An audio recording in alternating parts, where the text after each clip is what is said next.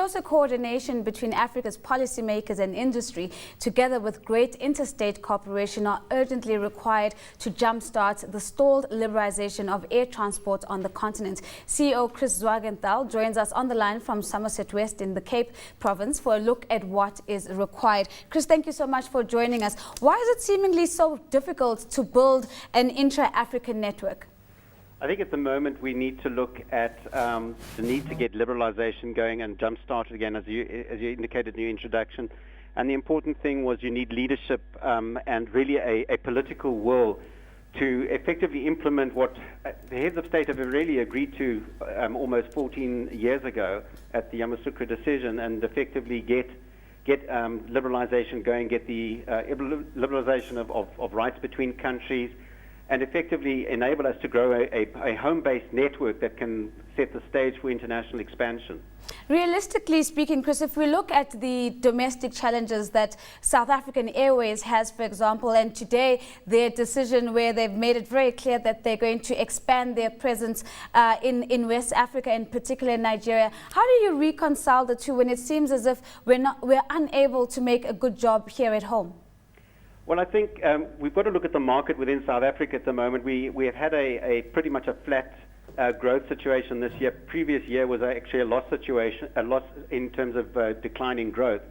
And effectively, we are hopeful that the expansion in the next year will lead to approximately about a 2 to 3% growth. So effectively, the South African Airways and other airlines in this region are looking to expand into the region and into Africa, because it is the home base, Africa. And effectively, if you look at the issues on the international side, the international airlines at the moment flying into Africa have expanded incredibly, and they're responsible for carrying between 80 and 85% of traffic internationally. So African carriers only carrying 20%. So to be able to start looking at trying to narrow that gap, we've got to get the regional expansion correct, and we've got to get the home-based expansion correct, and therefore grow a home base so that we can do international expansion. You seem very optimistic about the growth potential for the aviation industry in Africa, 2 to 3%.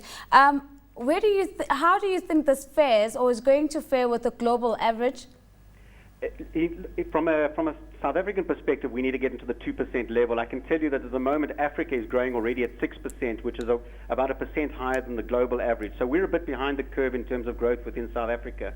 So effectively, I think we should see that expansion. And what I'm looking for, and what we're looking to increase the sustainability, is that we grow above that 6% projected growth.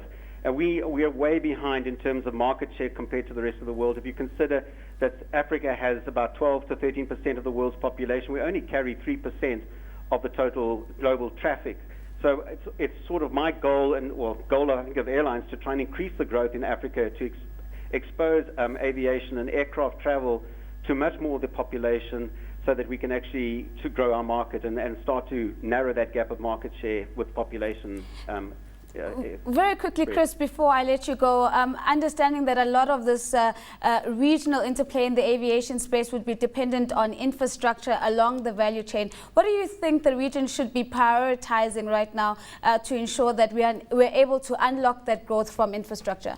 I think we've got to, as African aviation, raise our game to the level that we can be regarded on a par with global aviation.